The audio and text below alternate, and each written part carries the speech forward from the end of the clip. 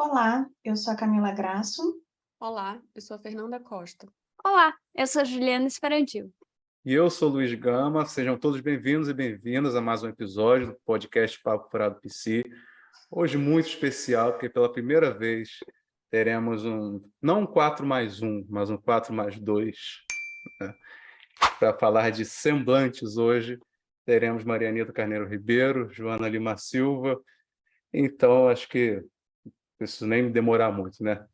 Que honra, hein? Dá licença que eu tô mentindo hoje. A Marianita dispensa apresentações, né? Eu me apresento? Você acha que não precisa nem de apresentação, né, Mariana? Dispensa a apresentação. Eu estou perguntando, eu sou muito obediente, eu estou perguntando se eu estou na ordem ou não. Pelo amor de Deus. Se é assim, apresenta ela, aqui apresenta. Não, eu quero saber como é que é a organização. Mas tem lógica, ó. É do jeito que você quiser, aqui você que manda hoje. Não, eu não mando nada, eu quero saber quem vai organizar a bagunça. Mas eu acho legal deixar um registro, sim, da Marianita se apresentando, até para botar no episódio, né? Sim. Na edição, a Marianita, a Joana, então, né? Acho interessante. Tá ok. Então eu me apresento, ótimo. Solta a vinheta aí. Hoje está demais hoje.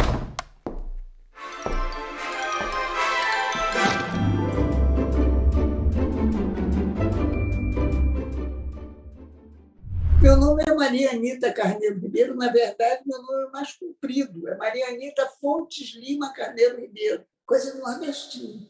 Eu sou baiana, de família baiana, parte de pai, parte de mãe, parte de tudo, de todos os lados. Sou psicanalista há muito tempo, formada em psicologia pela PUC. Depois eu fiz mestrado, fiz doutorado, depois de muitos anos, já mais recentemente, eu fiz um pós-doutorado, porque nem existia isso antes, né? E o curioso disso tudo é que eu nunca fiz uma carreira acadêmica verdadeira, nunca entrei para um corpo de uma universidade. Durante muito tempo, isso não me foi possível, porque havia uma impossibilidade de você sustentar a psicanálise como ela é dentro da universidade. De fato, a universidade se democratizou muito, mudou muito ao longo desses muitos e muitos anos que eu tenho de vida, e, no momento, eu estou na universidade, como eu sempre estive.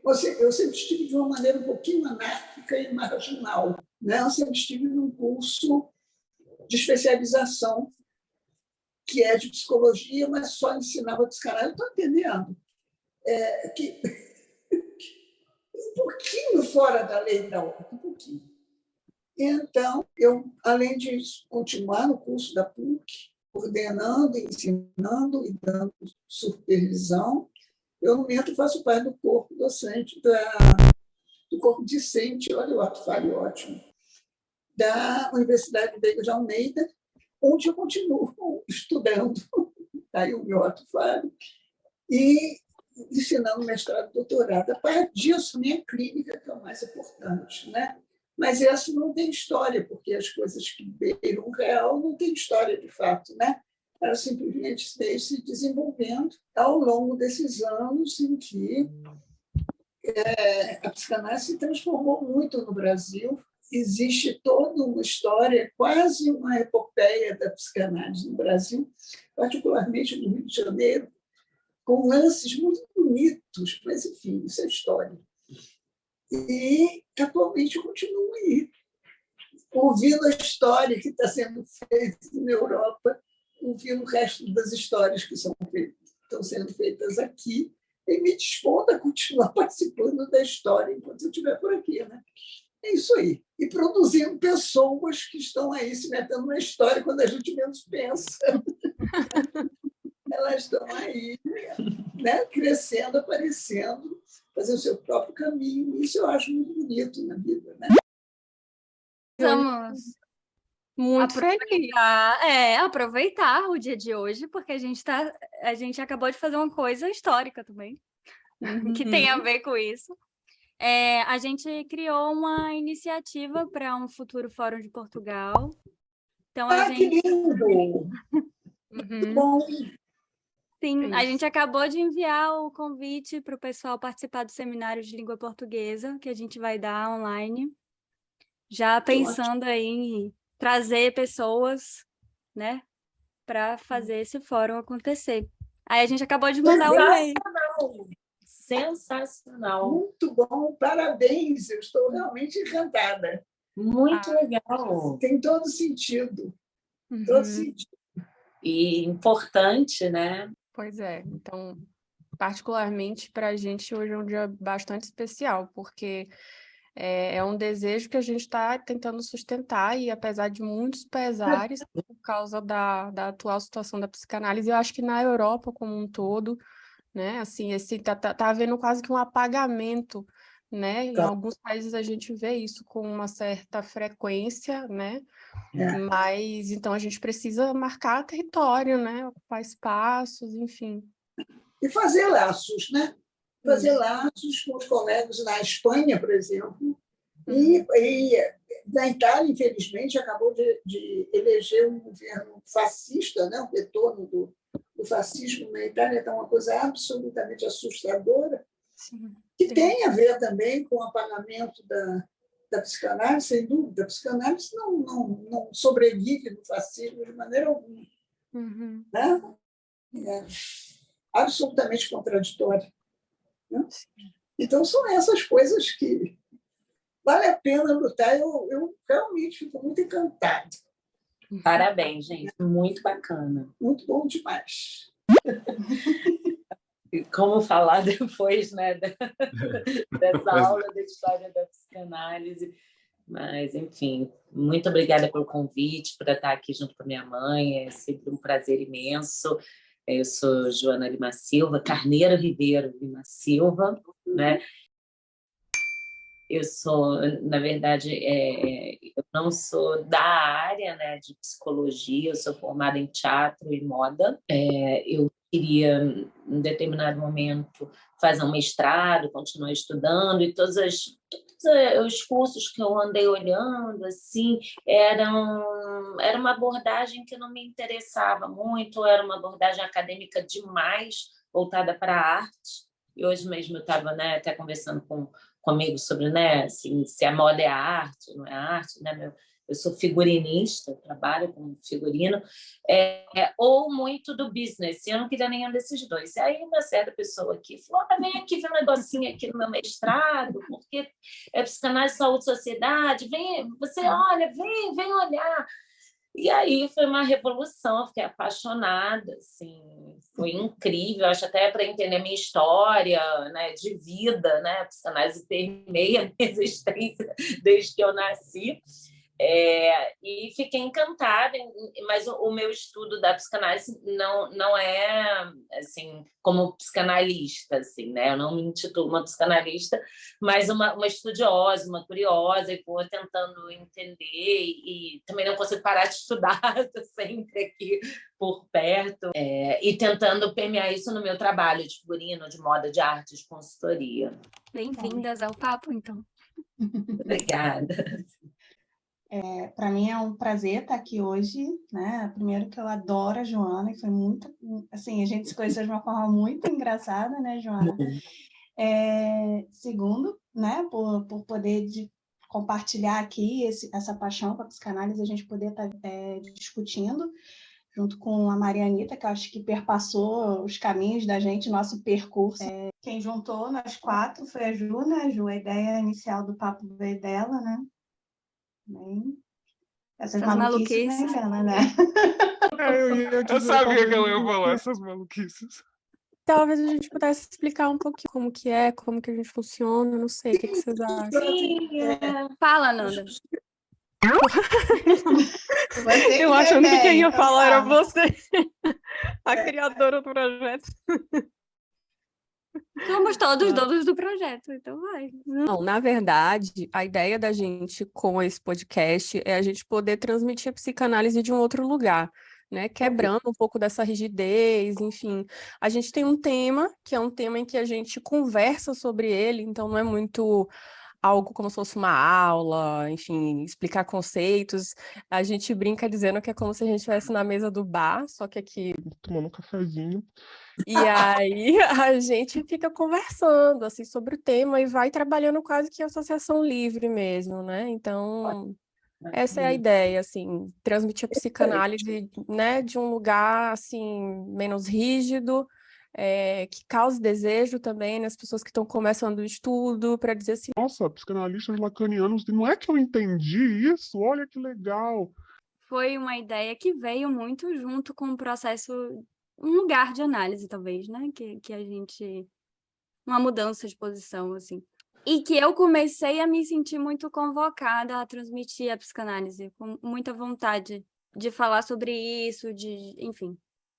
Fui me embrenhando aí em vários cartéis de uma vez, entrei para o fórum, e aí fui num negócio meio assim. E eu comecei a pensar muito na forma que a gente está transmitindo a psicanálise, para quem estamos transmitindo, como. E me veio essa ideia de fazer uma transmissão meio que como um cartel, né? 4 pessoas mais um. E aí todo mês a gente teria o mais um, que seria o convidado. E numa ideia assim de bater um papo e falar de coisa séria, né? E rigorosa, mas sem a rigidez, né? E tentar transmitir alguma coisa disso até para quem não tem, né, uma noção de psicanálise tão prontinha, sair um pouco desse clichê do psicanalista neutro, professor, né, assim, distante, essa coisa assim. E claro, né, unir coisas que eu adoro, que é bater papo entre amigos e falar de psicanálise. Não tem nada melhor. E aí fui pensando muito em como unir essas 4 pessoas, que para mim era essencial que fossem 4 pessoas que tivessem uma posição bem diferente, que tivessem um discurso bem diferente, falassem de lugares diferentes, né? A minha preocupação sempre foi essa, assim, de que a gente não ficasse 4 robozinhos de Lacan falando aqui, né? Como diz o Luiz, ele que diz que ele acha que eu escolhi ele no dia que eu ouvi uma apresentação dele e que alguém perguntou o que era a psicose ordinária. E ele falou assim... Não sei, alguma coisa do El Chum.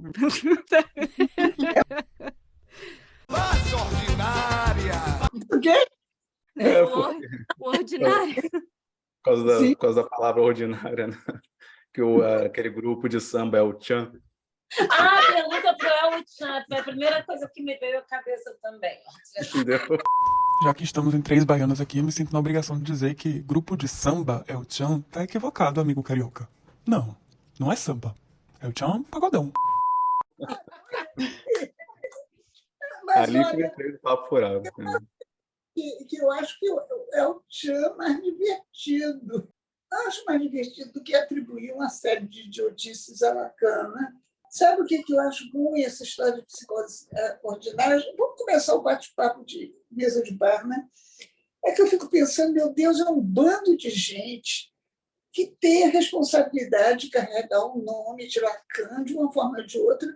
Muita gente se aproxima, diz porque são lacanianos, tem uma transmissão lacaniana, não sei o quê, e vem com uma maluquice de uma psicose ordinária que não se baseia em nenhum conceito de Lacan, não tem nada a ver com Lacan, não tem nada a ver mesmo com Lacan, e invoca para defender isso uma coisa extremamente velha, ultrapassada e reacionária, que é o último Lacan. Toda vez que eu ouço alguém falar de um último Lacan, eu só me lembro das pessoas falarem do último Freud. Quem falava do último Freud, gente, era quem? Nossa querida Freud. Ana Freud, que era a única que não entendeu o papai. A única mocinha que não compreendia o que papai dizia, gente.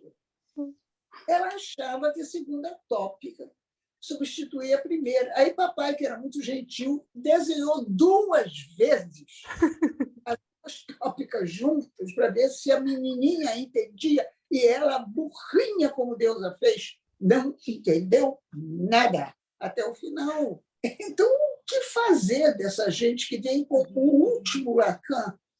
Quando Lacan, eu quero que escreva em 48, o tempo lógico é a asserção da certeza antecipada, ou seja, que ele mostra que o tempo é lógico, que o primeiro elucida o último faz uma retroação sobre o primeiro. Vocês estão entendendo? E nós somos psicanalistas. A gente vive de trabalhar o poder da retroação, né? Que sua última fala tem a ver com o seu início como sujeito. Então, o que é isso? O último Lacan eu odeio, porque é falso, não é lacaniano. Lacan ia ficar com muita raiva disso. Não, isso é verdade. Às vezes, quando a gente. E agora tem um outro movimento, que eu não sei se você já viu, que não é só do último, agora tem o ultimíssimo. É, ultimíssimo. Aqui na França tem muito. Nova, né? Não sei o que acontece, mas então agora o último já não é mais legal. Agora Daqui é a pouco vão falar o Lacan que ressuscitou, que veio, já voltou Ele para veio, falar outra isso coisa. que ocorreu, Juliana. Ele veio em sessão espírita, foi isso? É o quê, pelo amor de Deus? São os Isso é últimos uma boa seminários pergunta. que são pouco falados, o 26 e o 27. Sim, e por que eles são muito pouco falados? Primeiro, A lógica do não desenvolvimento, né? conseguimos falar. Vocês leram esses seminários? Sim. Não, Eu ainda não não li. ultimíssimo ali. Não. Tem o Lacan não conseguindo mais falar, o que é uma coisa muito triste, e ele pedindo às pessoas para fazer apresentação de trabalho sobre temas, as pessoas, às vezes, fazendo apresentações meio esquisitonas, não é? Mas isso sempre foi assim, porque é muito estranho, mas Lacan era um grande professor, uma coisa que as pessoas falam um pouco, mas se você segue as transmissões, as transcrições originais dos seminários deles, aquelas primeiras publicações, antes da publicação oficial feita pelo Miller, aquelas primeiras publicações que tinham seminários mais completos, não? Você vê que ele dava palavra e dava corda para alunos perfeitamente medíocres fazer as apresentações dele, e que ele era educadíssimo com os alunos, ele cumprimentava, ele não corrigia as besteiras que eram ditas, e ele continuava a dar aula, e se você prestasse bem atenção, ele não era indelicado em nenhum momento com a pessoa. Depois ele continuava dizendo o que ele achava que era verdade e pronto. Mas ele não corrigia na hora, no sentido de humilhar aquelas pessoas na frente de 1000 pessoas, que os seminários dele já estavam absurdos, frequentados com uma quantidade de pessoas enlouquecida, né? Eu não entendo esse ultimíssimo Lacan. Eu adorei que parece uma coisa de moda, né? Não basta ser o último, é o ultimíssimo, e daqui a pouco vai ter um outro. Né? Porque sempre vai ter uma novidade, assim, se fosse possível, né? Mas você disse tudo, porque eu acho que, no fundo, a ambição é dizer, não, eu queria esclarecer para você o seguinte, Lacan já era, agora é Miller. Como eles tentam fazer, Freud já era, Lacan é mais do que Freud. Lacan, no último segundo, fica relendo Freud, não é? E que... O conceito de superar, né? Como se um precisasse superar o outro, ou desdizer, né? Eu conheci a Judite, né? A Judite Miller. Eles foram lá em casa. Eles não, ela foi lá em casa. A Miller nunca estava na minha casa. Ele não estava junto? Bom, na minha imaginação. Gente, eu adorei essa fala. O Miléo nunca quis na minha casa. Por 24 horas depois, ele chegou. Bom, mas ela foi lá. Foi no 5º encontro, gente. Vocês nem eram nascidos, 95. Tinha 3 anos, Mas eu achei outro dia o meu diplominha, que eu participei desse encontro, imagina. Mentira! Tem um diplominha. Eu vou mandar para vocês o meu certificado de participação, porque a minha mãe me carregava para todos esses negócios. Gente, eu vi cada coisa, eu só nunca achei minha foto com Milério. Eu acho que devem ter rasgado. Eu acho que o bate-papo não é sobre isso. Mas, enfim, mas é divertido, Mas você chegou a escrever, né, Joana? Você fez uma relação sobre a moda, a psicanálise. Eu não sei qual foi o seu trabalho. Assim, Sim, eu fiz, assim, né? Tentei alinhavar algumas coisas, mas toda vez que eu paro, hoje até estava mexendo nessa minha dissertação, que me pediram para ler, eu fiquei até meio assustada, falei, meu Deus, querem ler minha dissertação, como é que é isso? Mas, assim, acho uma tentativa tênue de alinhavar, assim, mas eu fui mais para o caminho de tentar entender uma coisa que, enfim, em algum momento eu quero pesquisar mais, que é a questão dos discursos, né? Assim, porque eu sempre acho que a moda ela permeia muito, né, a nossa existência de tantas formas, assim, e eu fiquei curiosa, né, de tentar alinhar com isso que Lacan falava, que eram os discursos e as posições que ele ocupa, mas assim, acho que foi só o inicinho de uma pesquisa, assim, né? A minha dissertação foi só nossa, tem coisa aí para ver, quem sabe se eu continuar eu consigo entender um pouquinho melhor, mas eu gosto muito desse caminho que eu achei, de como é que a gente se relaciona com o outro, se é aquilo que não é dito, aquilo que a gente, né, coloca, o que fica de fora, né? Assim, que a gente não sabe, tá, né? Porque a moda é uma linguagem, né? É um outro tipo de linguagem, né? Então, como é que ela perpassa na nossa vida, às vezes percebida, às vezes mais, enfim, mais consciente e de que forma isso, enfim, cria algum tipo de relação, né? Ou muitas vezes faz algum tipo de questão, né? Tem tanta gente com tantas questões que atravessam, né, a própria imagem. Enfim, fui fazendo algumas pesquisas aí com a ajuda do Quiné, muita ajuda da minha mãe, né, que às vezes me ajudava a traduzir, assim, quando eu ainda ia empacando um pouco na psicanálise, né, porque, enfim, 2 anos para o mestrado é tão pouco tempo. É muito pouco tempo, gente. Sim, não sei. Quando você começa a achar que você está entendendo o que você está estudando, você fala, caraca, eu tenho que entregar. Eu acho que agora, 4 anos depois, eu talvez conseguiria escrever alguma coisa, sabe? Isso é muito bom ouvir, sabe? Porque eu estou nessa fase, assim. Agora que eu acho que eu encontrei um tema para falar, sabe? Um subtema dentro do tema e, assim, já estou tendo que qualificar, entregar, enfim. Eu caí de paraquedas, né? Eu não estudava psicanálise antes, então era muita coisa para correr atrás. Por isso, eu repito assim, que eu acho que eu tenho uma semente do início de uma pesquisa, assim, e não uma pesquisa em si, mas algo que pode, enfim, dar frutos. Hoje minha mãe está falando, você não quer escrever mais sobre isso? Enfim, tem os passarinhos, assim. Mas muito legal isso, porque eu tenho algumas pacientes que são modelos, né? E é engraçado como passa no discurso delas essa questão com o olhar, com isso que é ao passo de ser uma modelo internacional, mas de um certo recorte, assim, né, do corpo, porque são pessoas, assim, mulheres que trabalham vestindo roupas caríssimas e, assim, no dia a dia, né, o dia a dia delas é de um outro lugar, né? Assim, então, tem a questão com medida, com peso, tudo isso semanalmente é preciso ser medido, então, assim, tem uma certa exigência, o lado B, né, da moda, mas que recorta isso aí na vivência delas. E que estão expostas a serem cabides humanos, porque essas modelos elas são cabides, né? Que lugar é esse que você ocupa, né? De se propor enfim, serviço de cabide. Né? Isso. E literalmente, dentro de uma fila, dizer você sim, você não, sai, não, tá gorda, não tem a perna perfeita, tinha que depilar mais.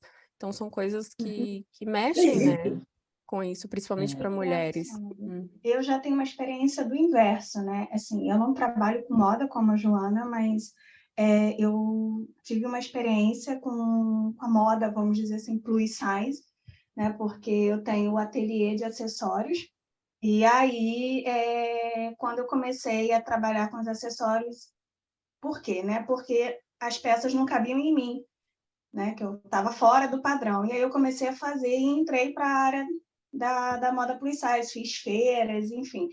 E aí comecei a escutar essas pessoas, muitos modelos plus, né? Que ao contrário, não se encaixavam porque estavam magras. Porque, assim, se você vestisse 44, 46, você não podia ser considerada plus. Você sabe? E aí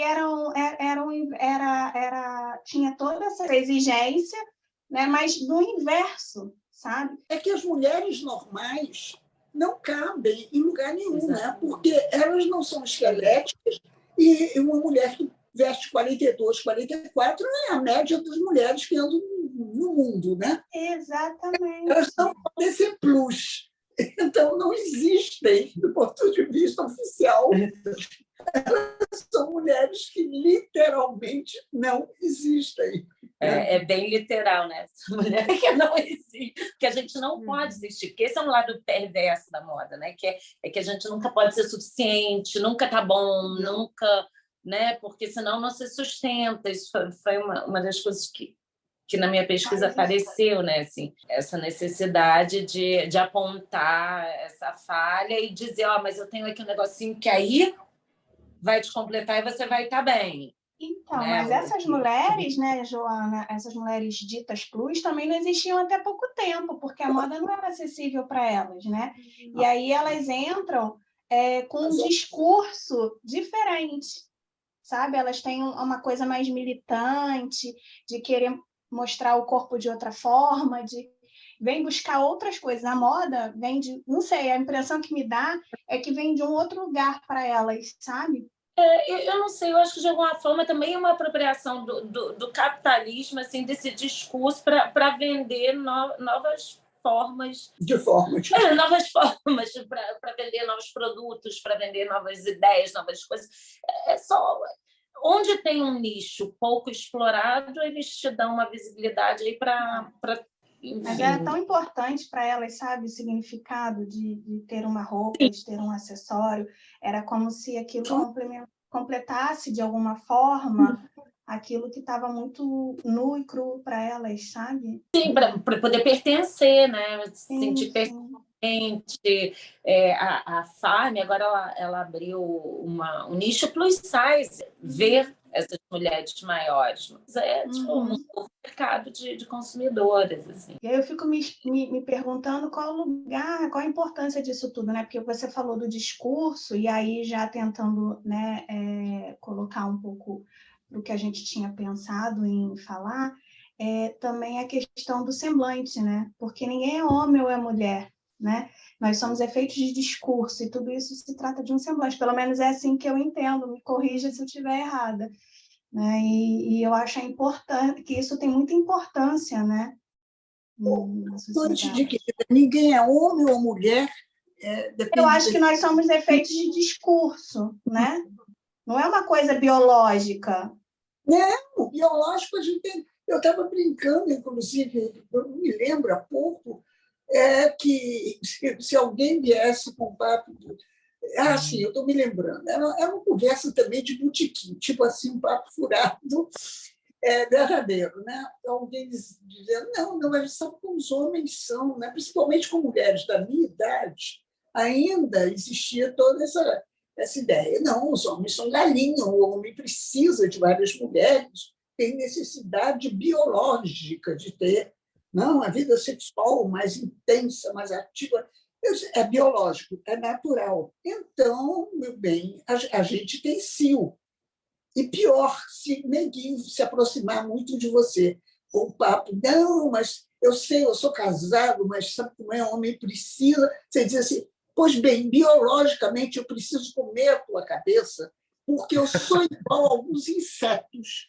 Biologicamente eu gosto de devorar um macho, depois que a gente tem alguma relação. Você topa que eu coma os pedacinhos? Se é biológico, meu amor, seria assim. Nós somos muito pouco biológicos, né?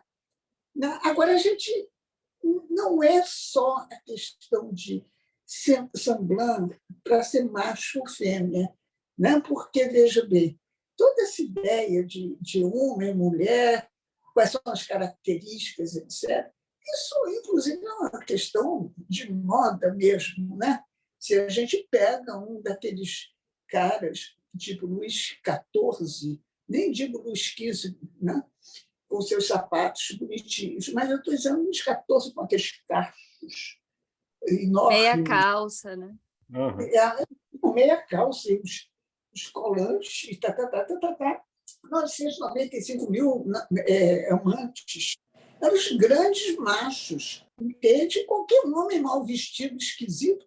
Não, esse é desatraente, é uma criatura que não é masculina. Né? Cabelo frisado e maquiagens e roupa e meia colã e não sei o quê, calção bufante. Isso é de homem. Né? Então, essa história é de homem, é de mulher, isso é uma questão absolutamente de discurso, de moda, seja lá do que for. De biologia não tem nada. Agora, tem algumas coisas aí que é da ordem do real.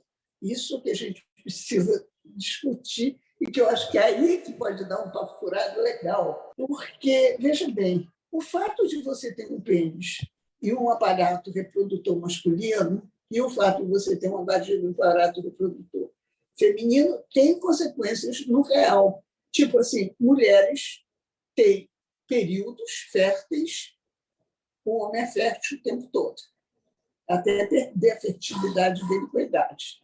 As mulheres perdem a fertilidade muito mais cedo. Mas os períodos férteis são diferentes, é claro. De naturais, nenhum dos dois tem coisíssima nenhuma, mas são diferentes. A procriação é dentro do corpo da mulher, por enquanto. Eu digo por enquanto porque tem uns livros de ficção científica, tipo Admirável Mundo Novo, em que a concepção e a fertilização já é toda fora.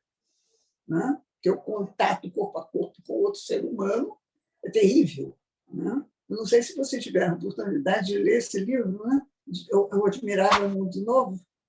Todo mundo cita, é nome de coisas e tal, mas ninguém lê. E vale a pena. Eles concebem, o autor, né, concebe uma sociedade em que a palavra mãe, que foi citada aqui várias vezes por motivos óbvios, é palavrão. Só as pessoas muito mal educadas conseguem dizer esse palavrão imundo, que pessoas dignas nascem no laboratório, a partir de tubos de ensaio. E ninguém tem mãe, pai nem se fala. De alguma maneira, a ficção científica saca um pouco o que é fabricação. E o nosso mundo é fabricado, né? Nosso mundo de humanos sempre foi fabricado.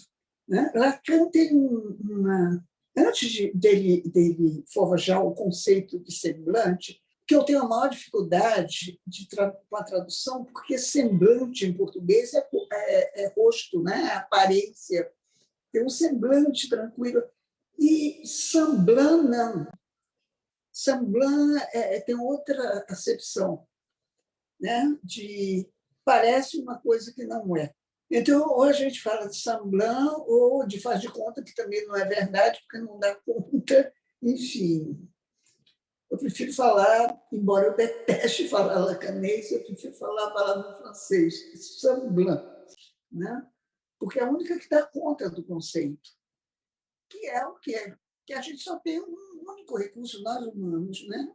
Segundo Lacan, a gente só tem um único recurso para velar o real, que é inapreensível, que depois ele vai chamar o incognoscível, aquilo que não pode ser apreendido pela inteligência humana. Então, as mulheres, aí é que eu digo, tem uma pequena diferença, as mulheres são mais próximas, você entende também? mais próximas do real, por terem no próprio corpo, na própria experiência, uma proximidade estranha com o indizível, o incognoscível, elas têm uma experiência mais próxima com o semblant. No dizer popular, isso aparece sob a forma muito imbecil de dizer as mulheres são falsas, são hipócritas, elas fingem. Não, eu acho que elas são mais conscientes de que todo mundo finge. Entendeu? Da falta, né? O recurso para existir é fingir. Fingir que sabe o que é homem, fingir que sabe o que é ser mulher, fingir de tudo, entende? Fingir de tudo, porque a gente está entendendo muito pouco daquilo que a gente chama de realidade. A gente aí imagina que os loucos têm uma vivência mais próxima das coisas como elas são. Não, coitados, eles têm uma visão mais desorganizada, porque não contam com um organizador, que a gente chama o nome do pai a partir de Lacan, né? É um organizador que arruma aquilo que cada um de nós pode ou não conhecer da sua própria experiência. Mas aí a gente está falando de recalque, né?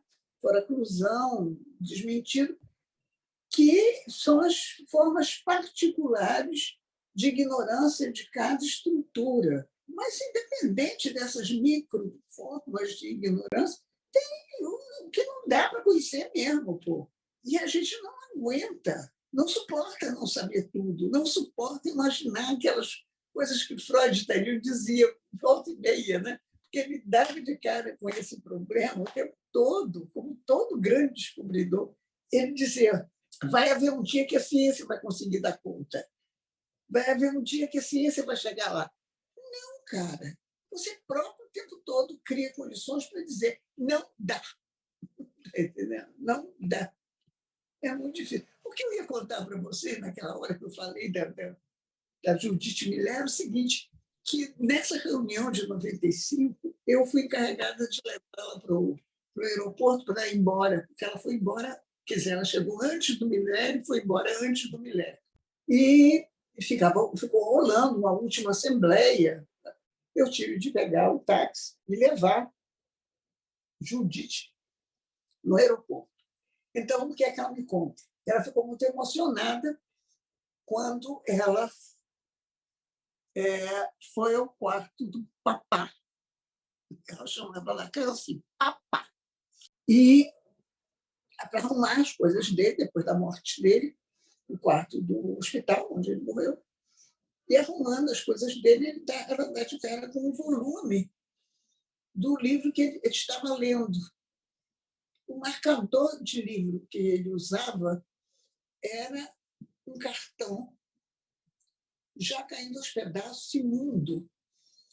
O único cartão, a única correspondência de Freud com ele, que era o cartão que Freud escreveu em resposta ao fato dele ter deixado, olha que coisa patética, ele deixou um volume da tese dele de doutorado, está vendo? A gente nunca acha o nosso trabalho, nem tese, nem dissertação, nem nada que é bom o suficiente. Ele deixou na casa de Marie Bonaparte, o papá, né? Deixou na casa de Marie Bonaparte uma cópia da tese dele de doutorado, entregou para o mordomo lá que abriu a porta e disse assim, é para entregar ao doutor Freud. O senhor não quer falar com ele? Ele disse, não, e saiu correndo, como igual criança, que não quer falar com uma pessoa muito importante, sabe como? É igual... Melhor não. Não está aqui ninguém. Saiu correndo. E a Judith me conta tudo isso, afinal de contas, a gente estava indo até o aeroporto. E isso em 95, então não era tão rápido como é hoje. Então, ela me diz, e o cartão que o Freud mandou para ele, que era assim, obrigado pelo envio do seu trabalho, lerei com cuidado e atenção, sendo seu, segundo Freud. Ele guardava lá, tipo fanzoca, né? Estava estudando, ele morreu o quê? O ultimíssimo Lacan era o quê? Por isso que eu perguntei, ele veio em sessão espírita, só a sessão espírita, né? Depois disso. Porque o ultimíssimo estava lendo antes de morrer o quê? Freud. Eu acho que o valor é esse. Eu quero que soube ler um cara e entender para além do que o próprio cara que escreveu entendeu. O próprio Freud não entendeu 50% do que o Lacan conseguiu ver na obra dele. Porque toda pessoa que está além do seu tempo não se dá muito conta do que está fazendo. É como um poeta. O poeta escreve coisas que ele não sabe que diabo que ele escreveu ali. O cientista também não sabe metade do que escreveu. Não, isso eu concordo com você. Eu acho que a leitura do Lacan, da obra de Freud, eu acho que é uma coisa assim genial. As sacadas que ele tem, até mesmo nos seminários, né? Recentemente eu estou lendo num cartel Seminário 7, e é muito interessante, porque se você acompanha só a lição, é uma lição difícil, é dura, mas se você acompanha as deixas que ele vai dando, do tipo, vai nesse texto, nesse, vai seguindo direto, e aí você volta na lição, você fica assim, uau, mas que leitura, que sagacidade, como é que ele conseguiu, né, isso? Então, é uma leitura muito preciosa e precisa, talvez. E é impressionante, porque no final da vida de Freud, a Ana Freud tinha que salvar, dentro da cesta de lixo, os papéis que ele amassava e dizia que era besteira, que era bobagem, que era burrice, e jogar fora. E ela foi desamassando, isso a gente deve a ela, porque tem vários textos que ele escreveu e que largou porque estava achando muito bobo. E que não eram coisas importantes. Mas ele já estava naquele ponto de eu já não sei mais o que eu estou pensando. E o que é que o outro está pensando em mim? A verdade é essa, né? É porque é terrível. Isso é uma das verdades que a psicose revela, né? Nós somos pensados pela fala e pela linguagem, né? Mais do que pensamos. Acho que isso tem a ver com o meu encanto com a psicose também, de sair um pouco da debilidade neurótica, né? Ter que estar amarradinho ali. A que custo, né? É um custo altíssimo, é altíssimo. Principalmente porque não se dá conta que a debilidade da psicose é pior, porque é uma debilidade que se funda em certezas. E eu acho que a única vantagem da debilidade neurótica é que, pelo menos, a gente se pergunta: é verdade? Será que é verdade isso que eu estou dizendo? Será que é muita maluquice? Será que é muita besteira? Está entendendo? Sim. Não tem certeza. E é um alívio não ter certeza, né? Um alívio muito grande. É por isso que a gente escolhe líderes, né, com um discurso paranoico, porque dá um alívio, né? Jogar a culpa em alguém. Tipo assim. Esse aí sabe o que está fazendo, vou nessa. Tem certeza. Mas isso foi o que... Isso me levou para o doutorado. Foi uma das coisas que me levou para o doutorado. Porque eu falava assim, gente, como que as pessoas acreditam num discurso tão idiota? Porque tem discurso que é muito idiota. Mas é só o fato da pessoa falar isso com um ar de certeza, que as pessoas ficam assim bestas, aí gera uma hipnose de massa, assim. E todo mundo fica lá batendo palma. Né? Essa é a base do debate político, né, na TV, porque ali, apesar de ali ter um bando de neuróticos vagabundos mesmo, ali, mas o discurso é assustador, né? É para pegar esse povo mesmo, porque é sempre assim. Nunca se fez tanto como eu fiz, nunca na história do Brasil. Meu trabalho é inédito, e não sei o que, e é sempre com muita certeza, né? E são mentiras assim, muito na cara, mas se você diz que tem certeza assim na câmera, né? É muito sedutor, né? Isso é muito perigoso. Se o cara sabe manejar essas palavras, né? E ter esse tom paranoico mesmo, é muito colo, né? Você sabe que uma vez o Zizek, sabe o Slavoj Zizek, né? Esse filósofo que estudou muita psicanálise, fez análise com Miller, não sei o quê e tal. Mas principalmente estudou muito Lacan, leu muito e tal, não sei o quê. E tem uma escrita muito engraçada. E é uma pessoa muito engraçada. Ele esteve aqui no Brasil várias vezes. E uma das vezes que ele esteve aqui no Brasil, me chamaram para ser a tradutora dele. Pelo seguinte, uma seguinte característica, não foi um convite muito lisonjeiro, não. De início eu achei que era, mas depois eu vi que não era. É porque ele só falava inglês. inglês com sotaque esloveno, ou seja, um inglês que só ele e a mamãezinha dele entendiam, porque ninguém conseguia entender aquele diabo daquele inglês. E ninguém fala, que eu conheça, esloveno, fora o Zizek, né? Enfim, aí me chamam para traduzir aquele horror. E é uma confusão desgraçada, mas tudo bem, eu consegui traduzir. E teve um momento que a plateia me ajudava em algumas. Foi a tradução mais participativa que já houve no mundo. Está entendendo? Aí ele começa a descrever uma vez que ele se candidatou à presidência da Eslovênia, assim que acabou o bloco soviético, ele se candidatou à presidência da Eslovênia e quase ganhou. Ele disse que foi ainda bem que ele não ganhou, porque ele não tinha noção do que ele ia fazer. Fora morrer de medo e fugir da Eslovênia o mais rápido possível, porque ele não tinha projeto de governo, nada.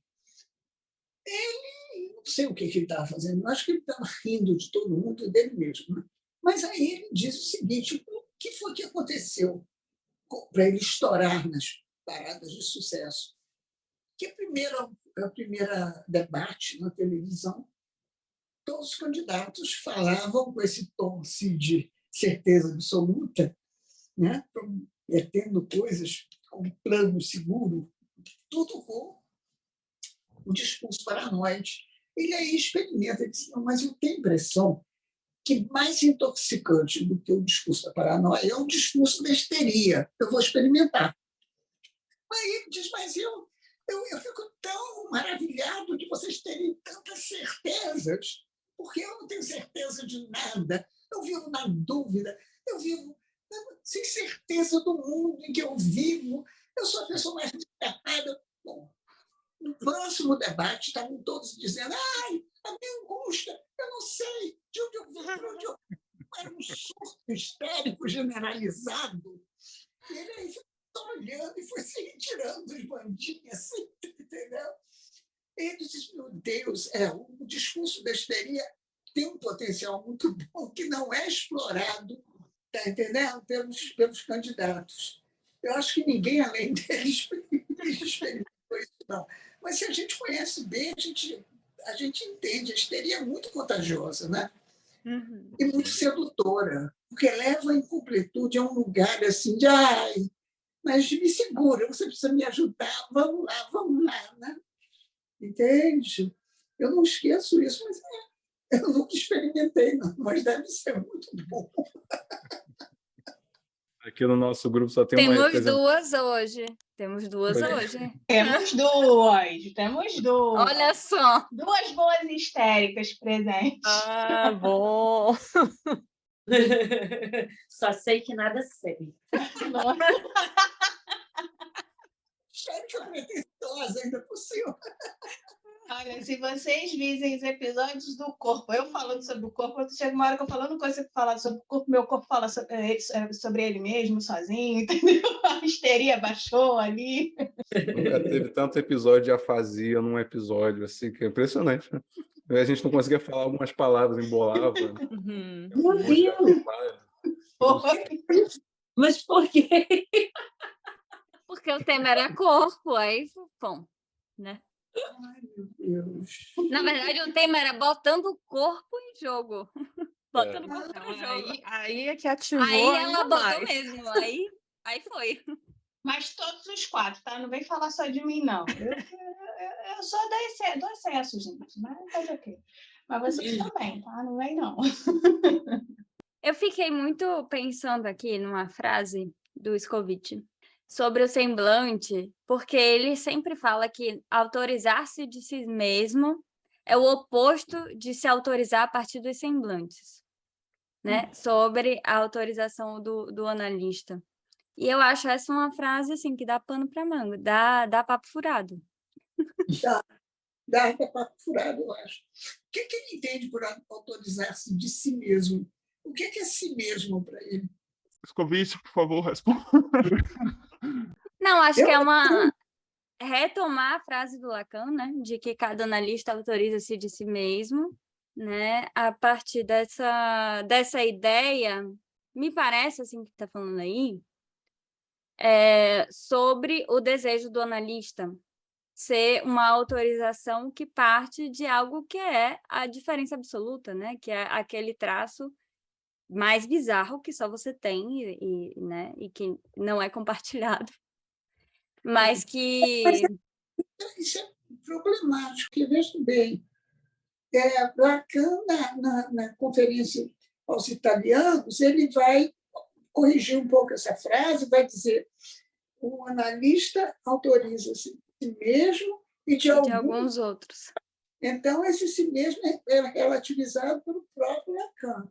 Eu estou perguntando que si mesmo é esse, porque uma das coisas que o próprio Lacan formula, eu acho que a gente tem de tomar as frases dele no todo, uma das coisas que o próprio Lacan formula com muita força é que uma das coisas que a gente descobre, faz cair numa análise, são os semblants, são os ideais, enfim. E o que a gente se defronta inexoravelmente, e que isso que leva no final de análise fica muito próximo de uma crise depressiva, quer dizer, que a pessoa funda mesmo, porque espera-se que a análise tenha sido boa e não te leve para o buraco, né?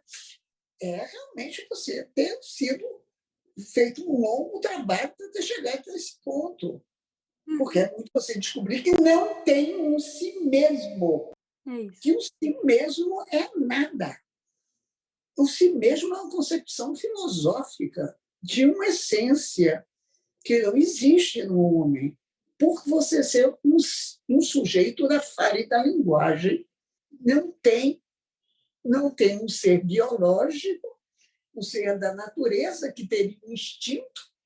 Por isso que traduzir tribo por instinto dizer, olha, Freud falou uma opção de besteira, esquece, queima a obra dele, pronto, acabou, a gente não discute mais nada.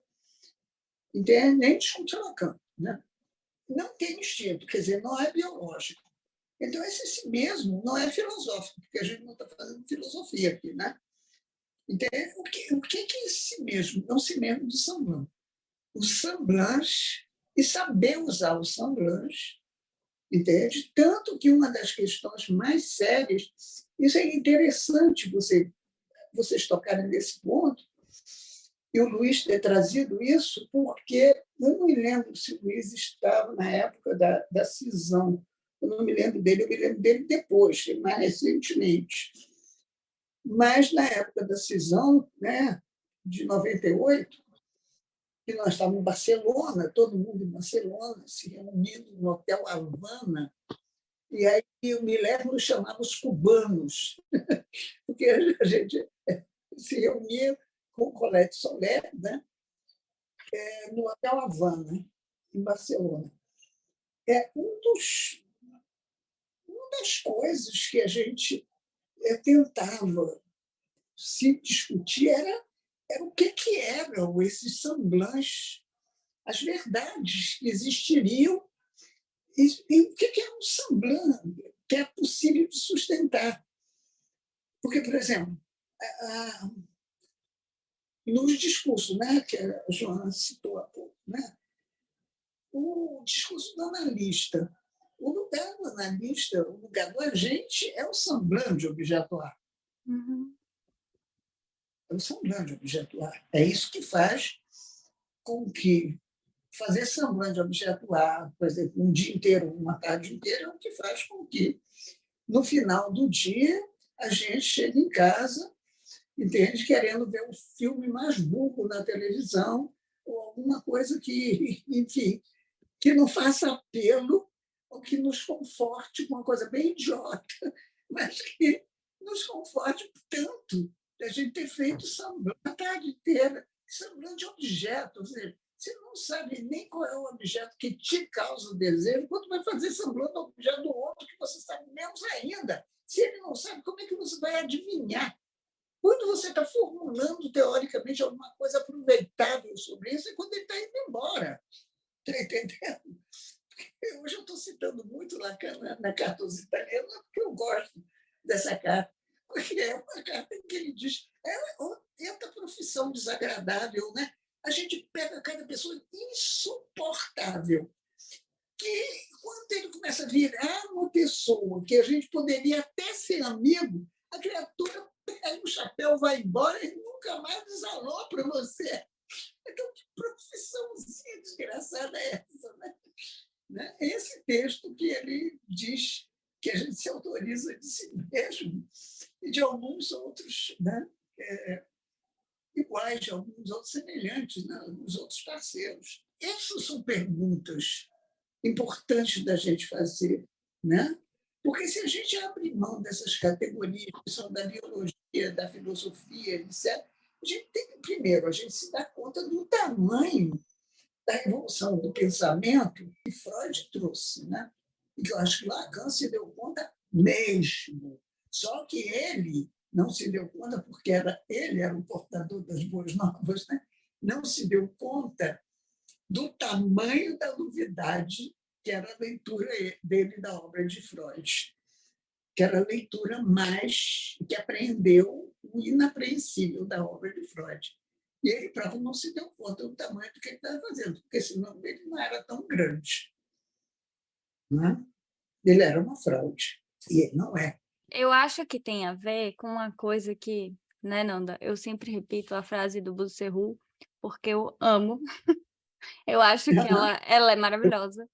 Que ele fala que a gente sai do cárcere privado quando se atravessa uma análise, né? Sai do cárcere privado do grande outro. E eu acho que o que o Scovitch está trabalhando tem a ver com isso, com esses semblantes que vêm do outro, e em um determinado momento se autorizar de algo que não vem mais do outro, mas vem desse traço muito particular e muito seu, que tem a ver com a letra, né?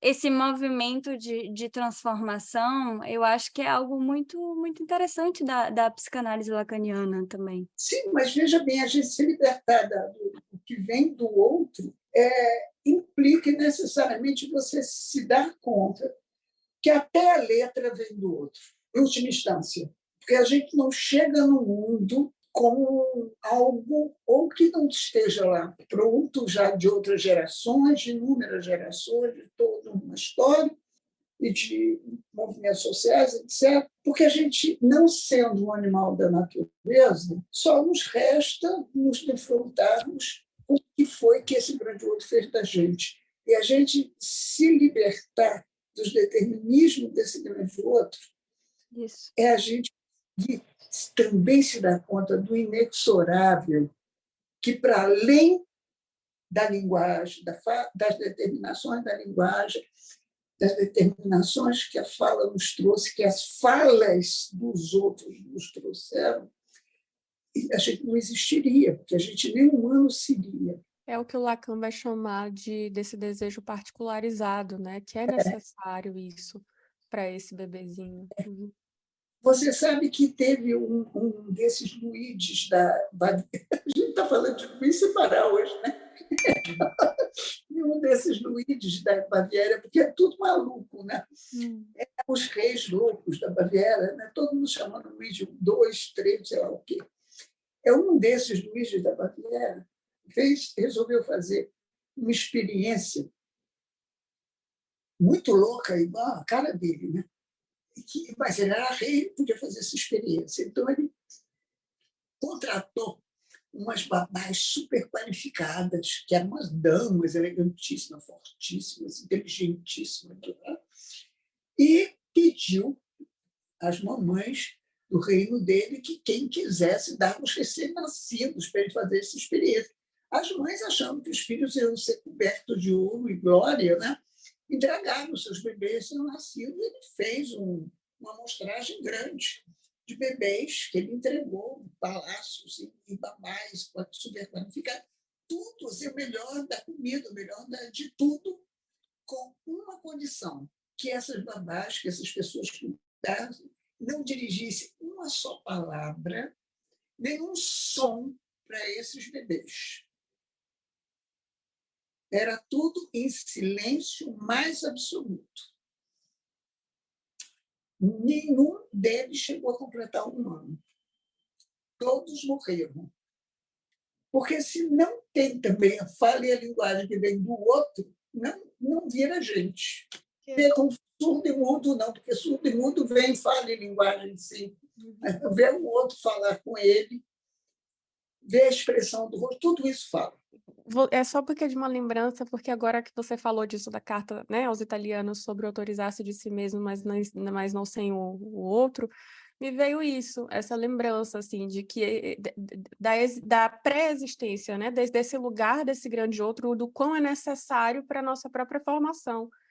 E aí, quando a gente vai pensando nisso, por exemplo, no fazer escola, enfim, a gente topa ali com o sintoma do outro, né? Mas, enfim, a gente está ali, a gente se autoriza de alguma maneira disso que é, né, de um percurso de análise, acho que a gente se autoriza de algumas coisas, a gente vai aprendendo a se autorizar nos tempos da autorização, mas eu acho que a posição do outro também é muito importante.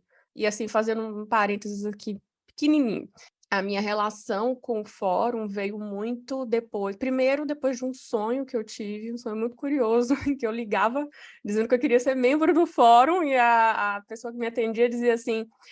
Aí eu dizia, não, mas quanto que é para eu poder pagar para ser, né, membro? Aí a pessoa me respondia, não, você não precisa pagar, você tem que enviar o seu comprovante de trabalho. Eu acordei. Como assim? Eu nem nunca pensei em escola, em nada.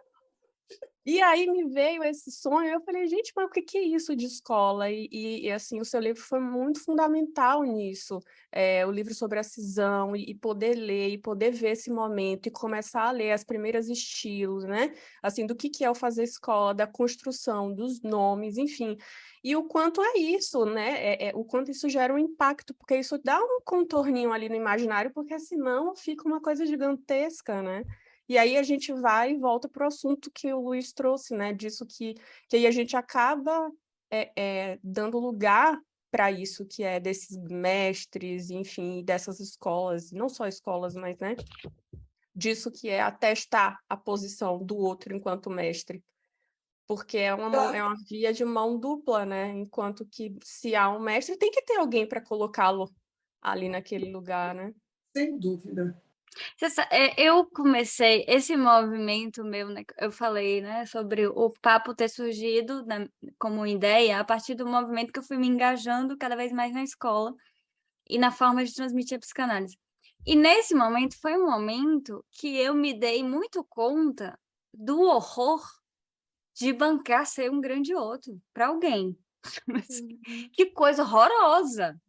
Né? E eu comecei a ficar meio desesperada, tipo, parem com isso, não tem grande outro, sabe? Tipo assim, que horrível. E que responsabilidade a gente tem como analista, porque é um negócio muito sério e muito grande, né? Eu fiquei meio assim. E de fato, logo depois eu fui ler um livro do Albert Nguyen, que é Le Désir à l'heure du réel, eu acho. O desejo na hora do réu, no momento do réu. Que ele fala justamente... tem uma frase assim que colou em mim, que eu falei, é isso. Ele fala assim, acho que o analista começa realmente a se trabalhar com a questão do desejo do analista quando ele se dá conta do horror do que ele pode causar no outro. E foi muito isso, né? Tipo assim, eu comecei a entender o que era isso, de bancar uma analista para uma pessoa e pensar nesse lugar, nesse semblante, no que está acontecendo nessa relação, né? E isso é muito importante. Mas, Ju, isso eu acho que a gente pode até colocar em outras posições também, porque esses questionamentos passam para mim também, né, durante a minha formação enquanto analista, mas tem me feito pensar. Eu sempre quis fazer mestrado, desde a graduação. E hoje que eu estou fazendo mestrado, eu estou me questionando, por que eu estou fazendo mestrado? O que eu quero com isso? Qual a posição? Sabe? Então, acho que não é só no analista, porque a gente sabe que quando a gente está na universidade, a psicanálise está num lugar um pouco diferente, apesar de hoje ter uma abertura maior do que tinha alguns anos atrás, né? Mas isso ainda é uma coisa que faz muita questão para mim, sabe? E, inclusive, o lugar na escola, qual escola, tudo isso. A sabe? Fernanda falou do sonho dela do dinheiro. Amiga, olha, Faz parte. não vamos falar de estrutura, mas bom. Isso me lembrou um sonho que eu tive que tem a ver com esse movimento também, que foi, eu sonhei que em um determinado momento que eu levantava do divã, a minha analista falava, caminhe, vai embora, tem mais nada a se fazer aqui. Tipo, vai. Pega a sua trouxa e vai. E aí eu saía do atendimento, né? Tinha uma sala de espera, e na sala de espera eu encontrava com pessoas de uma companhia de teatro.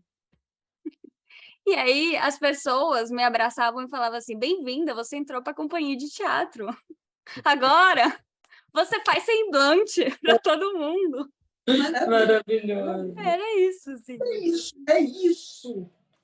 Eu acho que é isso. Autorizar-se de si mesmo é encontrar um si mesmo de vazio, Sim. em que você pode entrar para a companhia de teatro e pode aceitar o teatro dos outros. Muito mais saco, muito mais tolerância, entende? O que eu acho que, particularmente, né, para pessoas que têm um tipo clínico mais obsessivo, é muito difícil aceitar o teatro dos outros. Né? Não é que eles não façam teatro, pelo menos diz que eles fazem talvez o maior teatro de todos, porque eu não me lembro qual é o texto de Lacan, mas está nos escritos. O obsessivo está na plateia, é a plateia, está em todos os papéis do palco, dirige a peça e, pior, ele é a própria construção que abriga isso tudo. Então, pior do que isso, não tem dois disso. Né? É terrível. Mas é por isso que ele tem pouca tolerância para o trabalho minúsculo do artista. Entendeu? Ele quer trabalho todo. Então, mas é isso, a gente tem que fazer a travessia em direção a esse vazio do por si mesmo, do buraco, do buraco do vazio. Eu acho lindo o que sustenta a escola de Lacan. Né? Você está falando do vazio, do furo, né? É justamente isso. Né? É uma escola que sustenta no furo do outro, né? A gente tem noção disso. É uma escola que, hoje, na entrevista, né, a Rosana estava me perguntando, né, do por que eu pensei, né, de me tornar membro agora e tal. E eu respondi que é isso, né?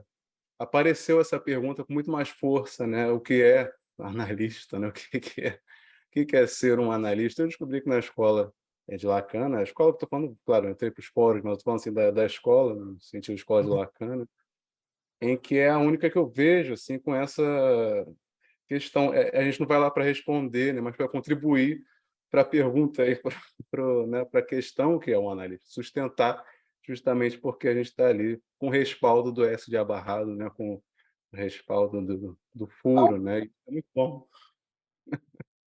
Nossa, o Quiné fala bastante disso naquele livro sobre Inconsciente teatral. Sobre a escola. Não, sobre a escola, né? Muito bom. Ele coloca que o cerne ali da escola é essa pergunta que a gente tenta todo o tempo responder e construir uma migalha de saber, que é o que é um analista, o que é isso. Mas você sabe que não responder é um trabalho muito maior do que responder qualquer coisa para apaziguar a angústia do outro, né? Isso. Claro. Você sabe de uma coisa? Vocês estavam falando aí, eu estava me lembrando. Eu acho que foi a partir de alguma coisa que você falou, Juliana, do horror, da dificuldade de você sustentar essa posição de grande outro. Né? Porque eu me lembro, há muitos anos atrás, o lacanismo começou a chegar aqui no Rio de Janeiro, porque eu sou psicanalista antes de Lacan chegar no Rio de Janeiro. Né? Quando Lacan chegou aqui, eu já era uma psicanalista de alguma... Nós éramos poucos, na verdade, que as pessoas conheciam. Eu já tinha uma clínica que me sustentava e tudo mais. E, para mim, fazer mestrado, doutorado, como eu não tinha carreira acadêmica, era uma contraposição. Hoje em dia, vejo isso com toda clareza. Era uma contraposição a ser psicanalista o tempo todo. Eu não aguentava a exigência que era ficar fazendo semblant de objeto, coisa que, aliás, eu não sabia, porque eu não contava com esse discurso e com o saber de Lacan. Eu só sabia que era alguma coisa que terminava o dia, eu estava assim prostrado, olhando para o teto. Então, quando eu ia estudar, para mim era, eu vou saber alguma coisa, não vou saber nada, seja lá o que for, vou embora. Logo, quando eu defendi o doutorado, eu peguei a coordenação do curso da PUC, que alguns de vocês fizeram. Então, eu estava precisando contratar novos professores. E como eu tinha começado a ler alguma coisa, tinha comprado os ECRI, e estava começando a ler Lacan, estava interessada, e há muito tempo atrás, meu Deus. Mas eu estava interessada, eu achava alguma coisa que me fazia questão mexer comigo.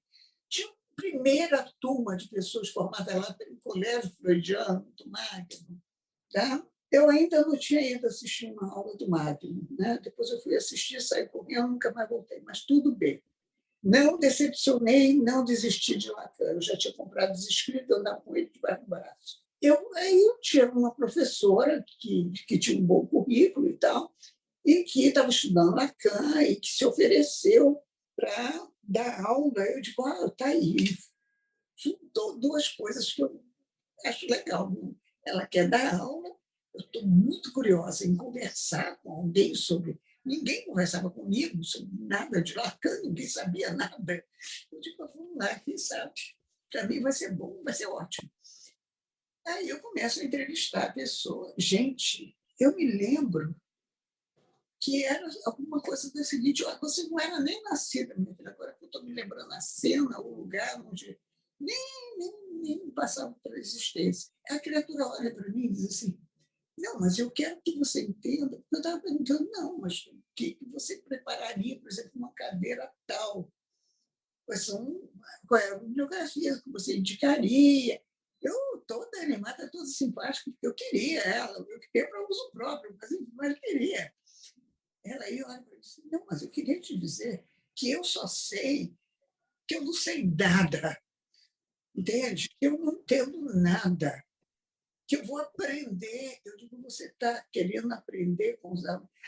Porque a gente não sabe nada. A gente tem que... Eu digo, gente, além dela estar fazendo teatro na minha frente, que eu conheço relativamente bem, que a histeria não foi Lacan que inventou, né? Mas, para ela, isso é um valor. O que ela está querendo com esse papo? Anos depois eu entendi que era uma má interpretação do que fosse esse vazio, esse buraco do papo furado, tá entendendo? O furo. Ela achou que o furo mostrar alguma coisa era a histeria no seu grau máximo. Não! A histeria é uma forma de camuflar o furo mostrando um outro furo. Tipo, vocês gostam de furo? Então, olha aqui, eu mostro para vocês um furo mais bonitinho. Né? Mas para não olhar o verdadeiro furo, que não é dela, o histérico, é de todo mundo. Entende? É de todo mundo. E não é bonitinho, é horrível. Horroroso. Essa entrevista ficou durante muito... É claro que como ela estava muito encantada de falar sozinha, eu deixei ela falando sozinha. Depois, em beijos, abraços, ofereci, sei lá, cafezinho ou qualquer coisa do jeito. E ela não notou que eu não disse nem A nem B, não contratei, nunca mais falei na minha vida, está tudo bem. Eu fico me fazendo questão, gente, eu estava com tanta esperança. E à medida que eu estudava Lacan, eu ia entendendo cada vez menos ainda o que tinha acontecido, até que eu consegui sacar isso. Tadinha! Ela não tinha noção muito clara da diferença da coisa do furo. Né? Entende? E, além do mais, com essa história de ela não saber a diferença, ela tinha tentado escapar desse horror que você falou aí, Juliana, do horror de assumir esse semblante de ser o outro, sabendo que é um semblante. Sim. Porque esse professor também tem isso, entende? Você tem que fazer papel de grande outro, senão você não consegue ser professor. Mas tem que saber que é semblante. Tem que saber que é um papel, né? Hein? Tem que saber que é um papel. E tem que saber que aquilo que você está fazendo é semblante mesmo. Que é como ela diz, às vezes a gente nem sabe direito o que a gente está dizendo, mas a gente, para ganhar tempo para pesquisar e dar uma resposta cabível, às vezes, quando a turma é muito jovem, a gente não pode dizer, olha, gente, eu vou estudar e vou trazer, porque vira um tumulto. Entende? Sim. Outro dia eu estava falando com uma colega que também dá aula, e eu disse, não, olha, escuta, a gente tem que dar um tempinho para eles falarem mal da gente. Como assim? Mas os meus alunos me adoram. Eu digo, não, querida, se eles te adoram, eles precisam de um espaço para falar mal de você, pô. Qual é o problema? Se a gente não pode falar mal, a gente não pode amar a pessoa direito. Então, isso às vezes é difícil, porque é a dificuldade de você exercer esse semblante cruel de ser autoridade, né? Que é o caso do professor. Analista, não. Analista não pode nem fazer semblante, nem por um minuto. Né? Mas fazer semblante de objeto A, que é muito difícil também. Com essa conversa toda, eu estou notando por que me dá tanto prazer e alívio nos fins de semana quando eu mudo de personagem e vou fazer show. Claro, é outro semblante muito mais divertido. E outro palco, entendendo? Ali eu sei o papel que eu estou fazendo ali, direitinho. Claro. Ele disse tudo. Eu também me sinto muito mais confortável fazendo meus artesanatos, que inclusive estou sentindo isso muita falta, do que, né, ficar nesse lugar aí que é tão difícil. Não, e ninguém aguenta, porque não tem você. Em casa você vai fazer semblante de analista para quem? Para os filhos, para o marido, para a mulher, para quê? Para cozinheiro, para, sei lá, para o gato, para o cachorro, talvez dê certo. Eu nunca experimentei. Talvez sejam os únicos que vão. Talvez seja melhor fazer para gato, porque como o gato não respeita essas coisas, vai desconfiar que tem alguma coisa de estranho e partir para cima de você e te cura rapidão. Né? Mas é muito complicado essas coisas, gente. Gente, na verdade, eu vou pedir desculpas, eu tenho que sair. Ai, meu Deus, volta aqui para pegar o... Muito obrigada pelo convite. Divirtam-se aí. Depois eu falo. Queria ter te ouvido falar mais sobre moda, só acho isso, vai ter que voltar. Pode deixar, mas hoje vamos deixar o show aqui da Dona Anitta. Fala o show da Dona Anitta, eu penso logo, prepara, que agora é hora. Isso é muito fofo, eu fiz assim. Porque na época que eu atendia criança, eles não resistiam, né? Chegavam com assanhamento, esperando mesmo a Anitta, entendeu? E ficavam decepcionados, porque eu não estava lá seminua dançando, está entendendo? Esperando eles. Não estava performando no que estava sendo esperado. Minha performance é de outro tipo. Eu estava pensando que esse negócio de semblante, como é difícil, né? Como é difícil, entende? Eu estava me lembrando da supervisão, faz você se enfrentar também com essas questões do semblante, né? De uma forma muito, muito forte. E, meu Deus, vem tanta coisa esquisita. Vocês estão tendo essa experiência também ou só é a minha cabeça velha e fechada? Né? Porque é tanta coisa esquisita. O número de pessoas que me chega, entende, assim, com ideias de... Como é? Ah, meu Deus, tem uma palavra que eu odeio. Era quase uma unanimidade. Acolhimento. Eu acho terrível. Eu sempre digo que parece coisa de coelho. Então, eu acolhi, eu imagino um coelho gigante fazendo assim para você. Entende? Uma coisa horrível. Acolheu o quê, meu Deus? Acolheu o quê? Ele era refugiado? Foi acolhido pelo país? O que é isso? Eu pensei que você fosse fazer uma entrevista com o futuro paciente. Você chegou e acolheu o refugiado, é isso? Gente maluca. Mas eu fico muito, muito impressionada com os acolhimentos, com as coisas assim sabe, quase de coach que penetraram no ensino da psicanálise na graduação. Isso me preocupa muito, muito, muito. Isso que você falou é interessante, porque eu tenho ouvido, isso tem chegado muito nas minhas redes sociais, esse movimento, assim, que é como se fosse uma psicanálise, quase que uma psicanálise do acolhimento. O que me chama muita atenção, por exemplo, aqui na Alemanha, é esse movimento que é se dar o nome psicanalista e logo depois coaching, terapeuta sistêmico. Não, depois corta, né, o psicanalista, na verdade. Exato, na verdade, é que não tem muito a ver uma coisa com a outra.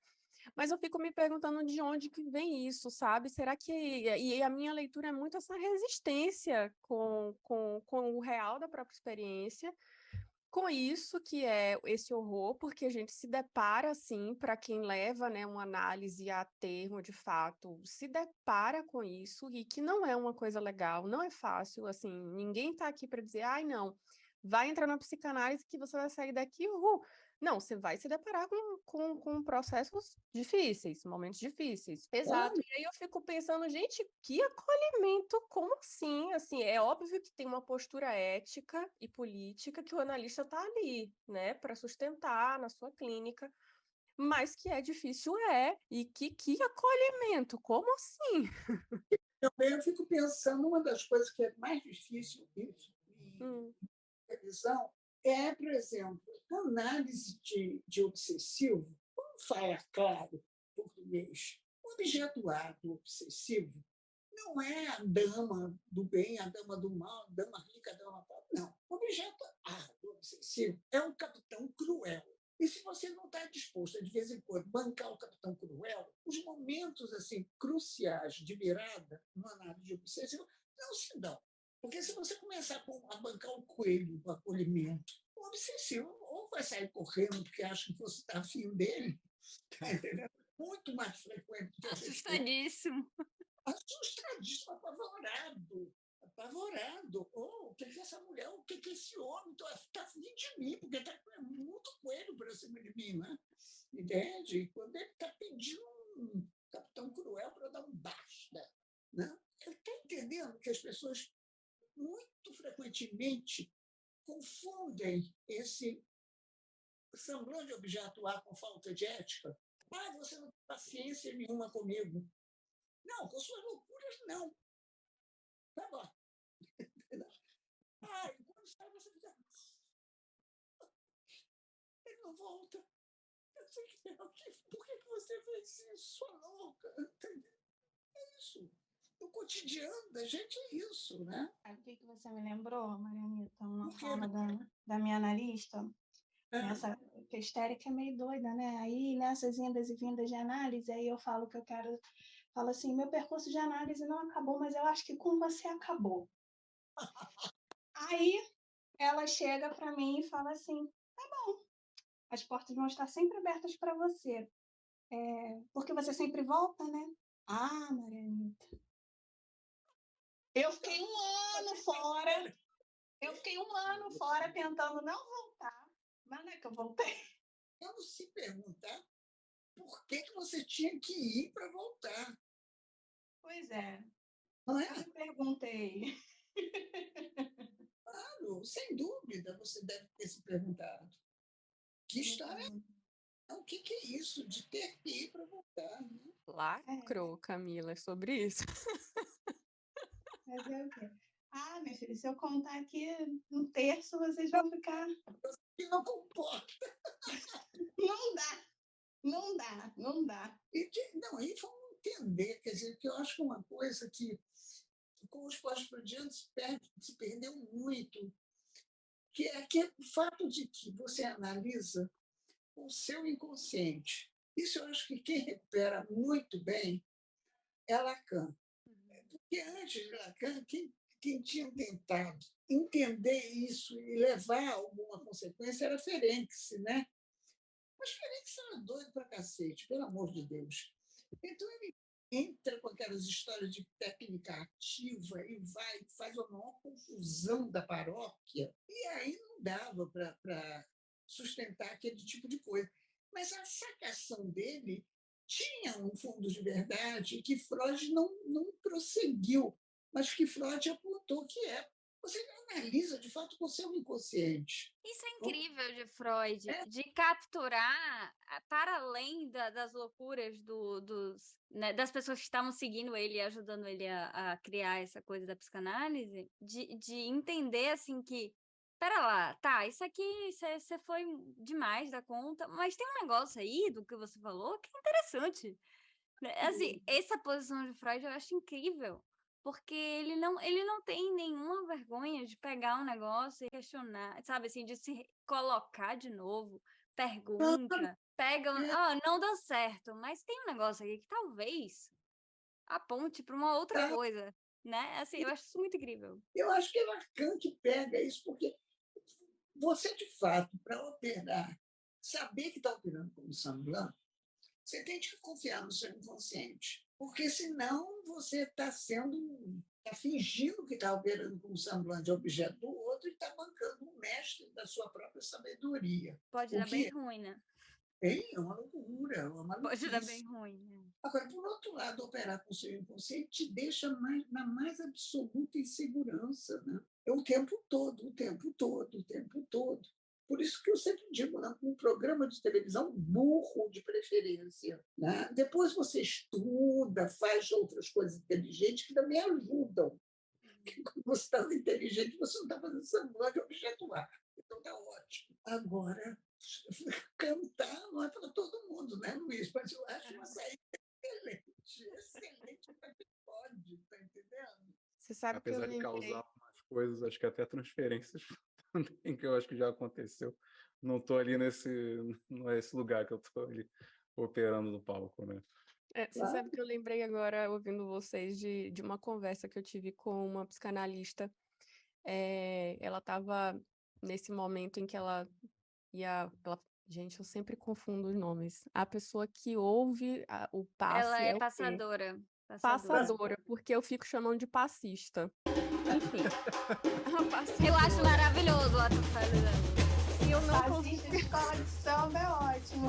Aí eu lembrei de uma conversa que eu tive com essa colega e ela falou uma coisa muito interessante que para mim fez muito sentido, que o que ficou para ela da experiência era isso, que é como se fosse saber passar pelo furo de uma forma mais confortável, porque o furo vai estar aí para todos.